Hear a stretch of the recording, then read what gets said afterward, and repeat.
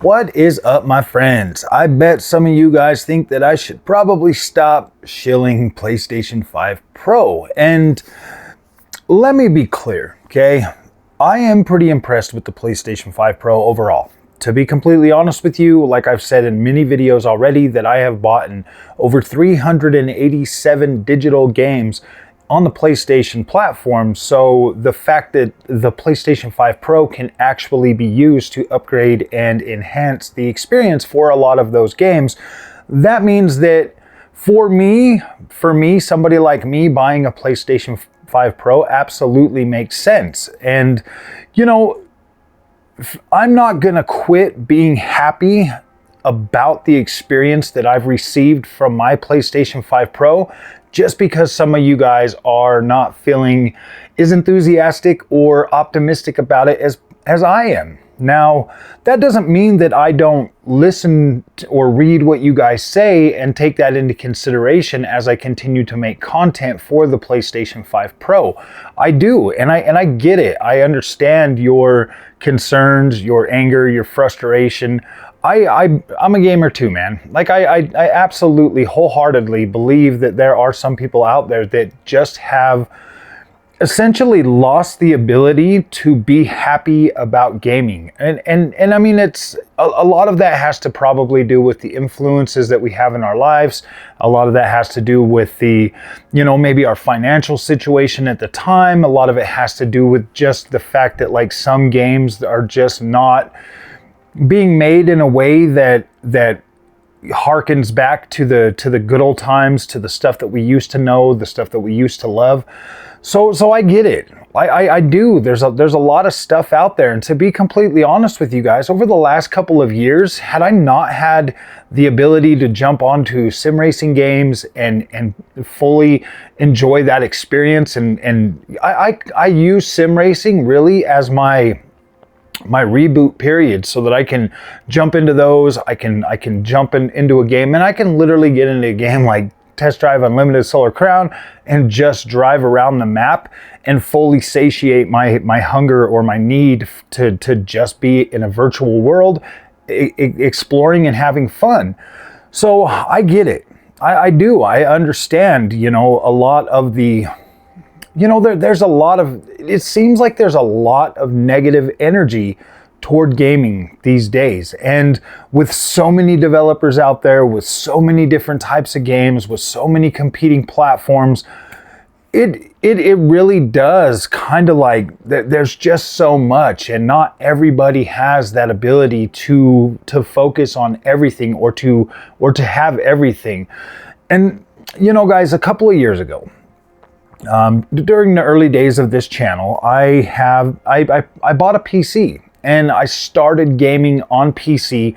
Like PC, honestly, right now, guys, is my main platform. And no PlayStation 5 Pro or Xbox Series X or ROG Ally or anything else is going to take the place of that. PC is my gaming platform. That is my platform of choice. But that doesn't mean that I still can't enjoy playing on an Xbox or playing on a PlayStation. I still have and utilize these consoles when I need to, either for creating content or just when I'm in a mood to just want to sit down and flip on the Xbox or the PlayStation and start playing. A lot of the games that I have are multiple copies of the same game on each platform. I have, because I like to play video games. I full-heartedly enjoy playing video games. I have not lost that ability to sit down and enjoy playing a video game. Now, when I look out across the field and I see games, that are coming to Xbox, like we just got Stalker 2, we just got Flight Simulator 24. When I look at these experiences and I'm like, okay, these are good. But then I look at the discourse out there on social media right now. You've got people that are just, oh, these are trash. And then you look over at the PlayStation platform, doing remakes, remasters, stuff like that. People, saying that those are trash. It's like everybody is in this cycle of just constant outrage for everything these days. And, when I look at that, obviously I am not perfect. I could literally break down any moment and jump right into that mindset and just be negative towards gaming. And trust me, guys, some days it is a constant battle within myself to not feed into that negativity and go full board and do that. Like, there's been points in this channel life that I've done that I've taken, you know, my frustrations out on one platform because another platform wasn't giving me what I needed. So I would lash out on, say, like maybe the PlayStation, or I would lash out on, you know, like NVIDIA, like a GPU or something, just because I wasn't getting what I needed at the moment. And and to be completely honest, at that moment, what I needed was the channel or the something to grow. It literally hasn't really been tied to the gaming experiences on anything. It's more of like, you know, trying to figure out, you know, I started this channel with zero freaking knowledge of how to even do that. I just started uploading. That was it. And I've learned along the way, you know, how to navigate this crazy world of being a content creator on YouTube. Now, it's not easy. It really isn't. You know, trying to, you know, make content that I want to make, as well as try to get along with the community, you know, because the amount of content that I make and the vastness of content that I make by covering everything, I'm gonna build, like, I'm gonna put out like a PlayStation 5 Pro video, I'm gonna get 30, 40, 50, 100, 200 subscribers. And then I'm going to put out like an Xbox video or a PC video, and some of those people are going to watch that content because maybe they liked me in the video that made them want to subscribe. But then here I will be, you know, talking highly about something, and then you've always got like the people in between that are just like, no man, I'm PlayStation only, or I'm Xbox only, or I'm PC. And it is very hard to try to toe a line and be there for everybody, because we are just one big community here on Frogboy X1 Gaming. I play on every platform, and there are good things that I can literally point out about every platform. There are bad things that I can point out about every platform too. There's no perfect way to fully enjoy gaming. There really isn't. There's always going to be an issue with everything. PC platform is probably by far the easiest to get into and to be able to, you know, purchase PlayStation games now, purchase Xbox games, and then, you know, just the wide vastness of games that are already just built for PC and don't come to console. PC has the biggest, you know, most open-ended experience that you could possibly imagine for gaming, but it does have a higher upfront cost that a lot of people kind of, you know, are like, oh man, I can barely come up with the money to get a PlayStation 5, let alone $1,500 to get a suitable platform that's going to really propel my gaming experience. Because when you look at it and when you break it down, obviously if you know how to build PCs and you're versed in that stuff, you're going to be able to build a really competitive system at a very attractive price point. But if not, you're either, you know, trying to figure out how to do it yourself, or you're having somebody build it for you, or you're buying a pre-built or something like that. So yeah, like, I get it, man. PC is probably not really an option for a lot of people, but it should be something that my console friends should strive to finally get into, because that is going to solve a lot of the problems that you have. You're going to be more open to trying other games. You're going to have access to PlayStation games. You're going to have access to Xbox games. And when I look at that, you know, when I look at the experience that I've always basically had, because I buy all the systems, or I buy all the consoles or whatever, I've always had access to every type of game. So I've always essentially been in a never dry club. But there are times, man, like the Xbox One X and Xbox Series X, that combination really did have me pretty much turning my nose up at everything else and just focusing on playing on Xbox. And now, as I get further into it and I start to like really understand what can be done with games while on the PC platform, you look back and you look at just how naive that your feelings once were, and man, that sucks, man. That sucks. That's a really hard pill to swallow when you come into something like fully like knowing, yeah, man, this is like, you know, and your feelings are strong about it, and then you get blindsided by something like PC. and it completely changes your whole outlook on everything. And so it makes it easier for me now. Knowing what I know about PC and knowing what I know about gaming in general now, I can look at a console like the PlayStation 5 Pro and the cost for $700 and look at that experience as a whole and be like, okay, this is very good for the amount of money that you're paying for this.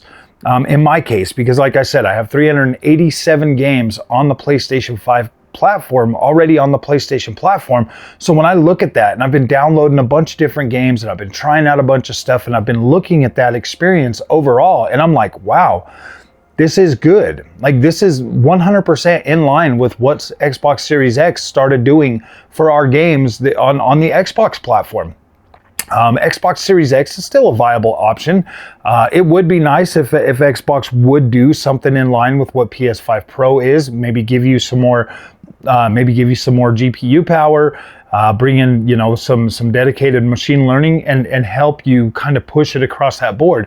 Now, everything's not perfect. I mean, there's not one. Not one of these upscalers are perfect. DLSS isn't perfect. FSR is not perfect. XeSS is not perfect. TAA is not perfect. None of them are perfect across the board for every single game. You are going to have games that are going to look absolutely incredible, pixel perfect with DLSS. Same goes for FSR, depending on how they implement it. Like, I've seen some really good implementation of FSR. I've seen some really good implementation of XeSS.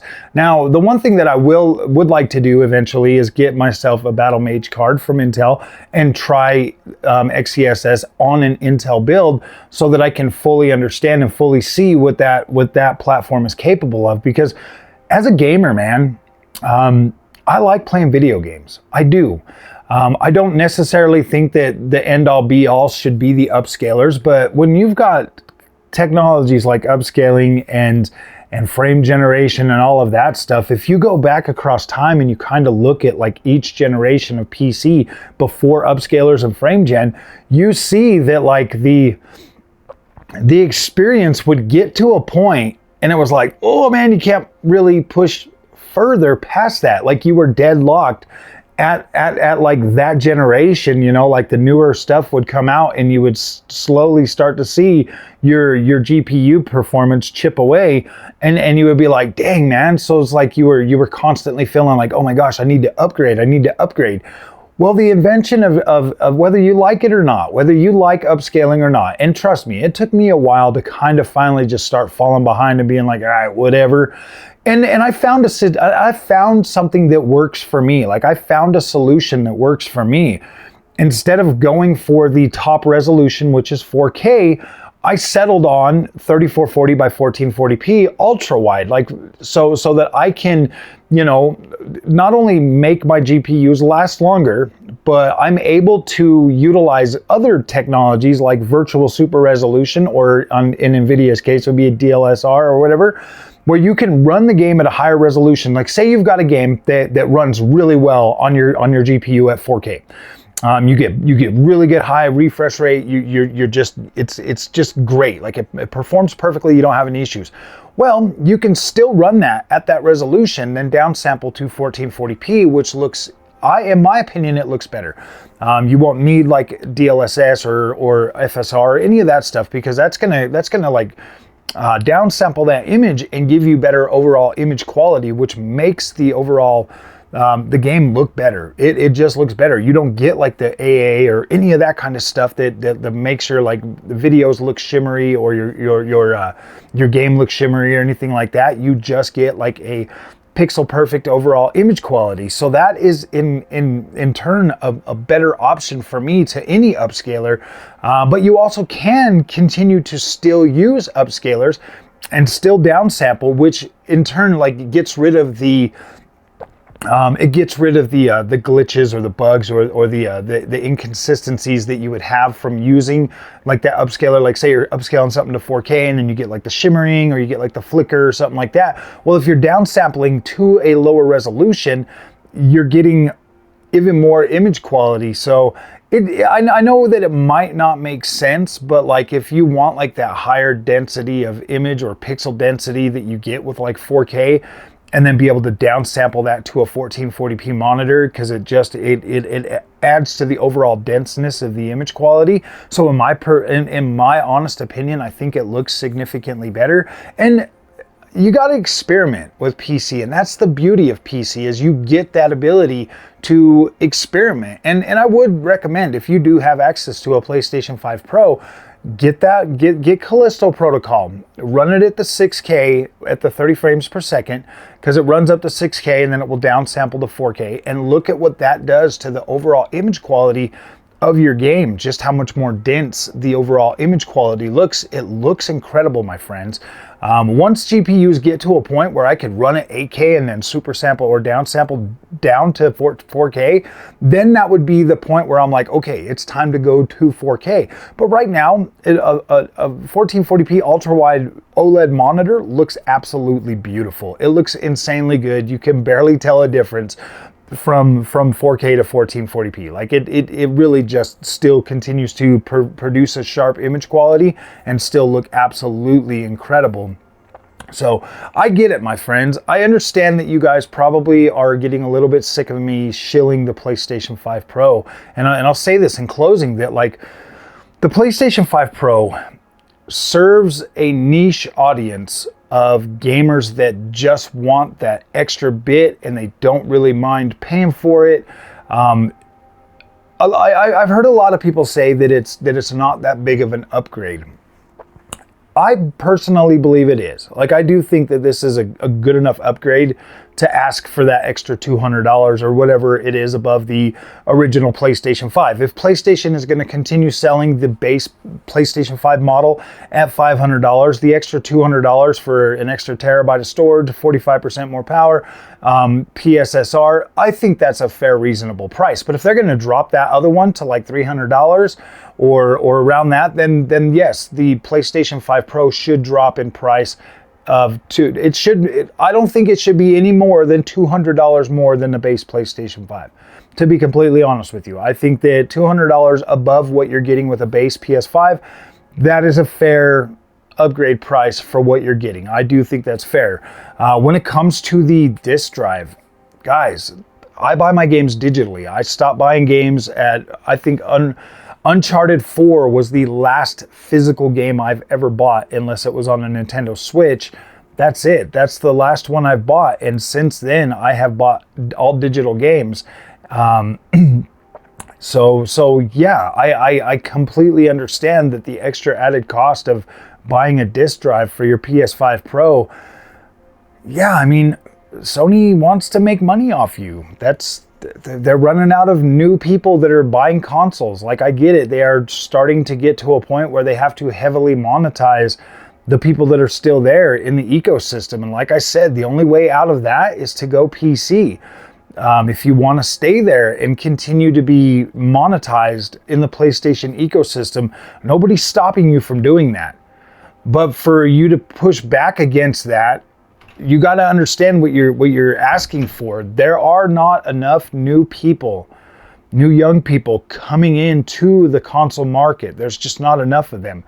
So if you want to hang on to that console experience for as long as you can expect that PlayStation needs to continue to make money. So they're going to have to raise prices on you for being there still. That's a choice that I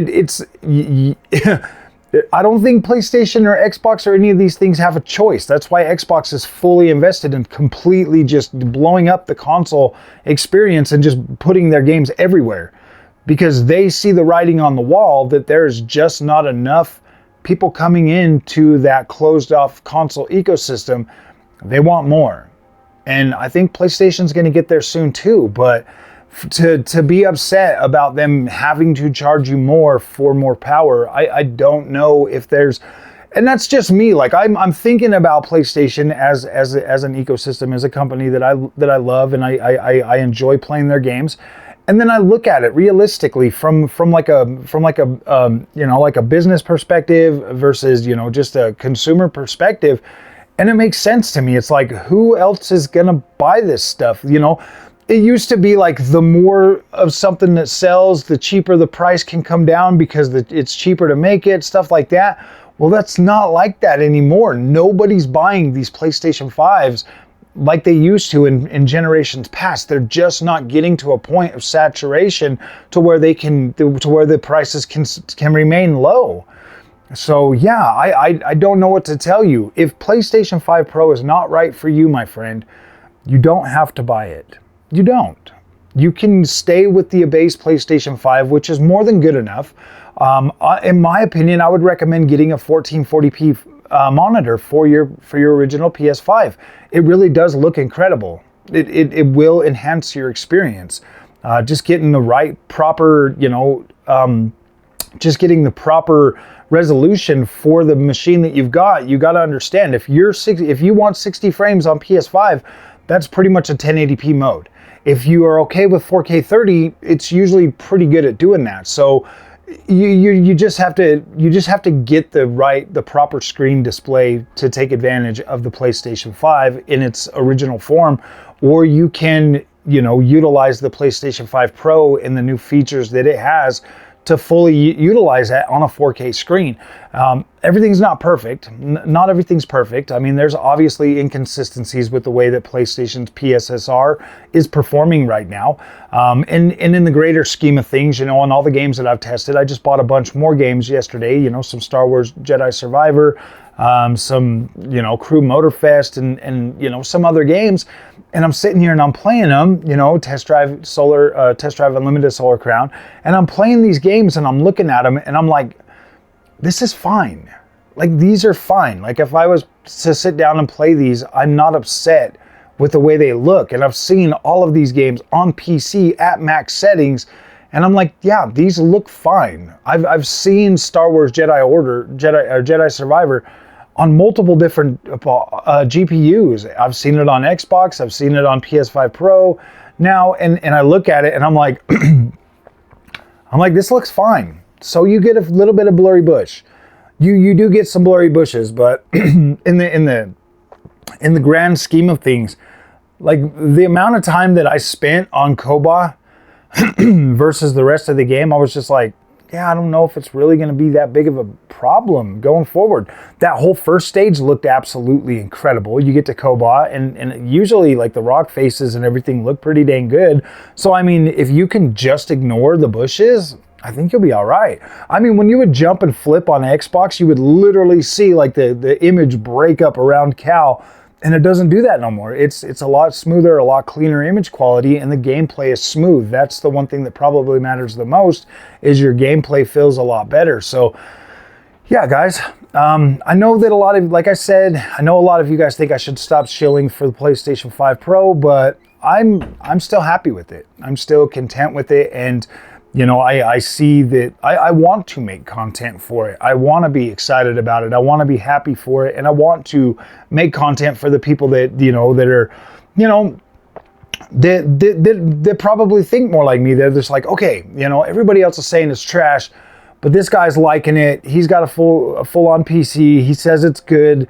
And then they give it a try. And most of the time they come back and they're like, yeah, dude, you were right, dude. I mean, I think people are just overblowing the whole hate mongering for this thing right now because it gets them the clicks. And I get it, man.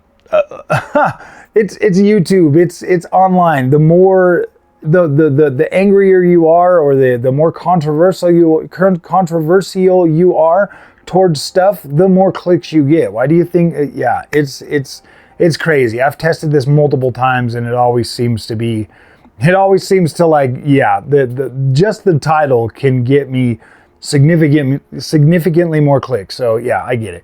All right, guys, if you like this content, do not forget to like and subscribe. I'll see you in the next one. Thanks for watching.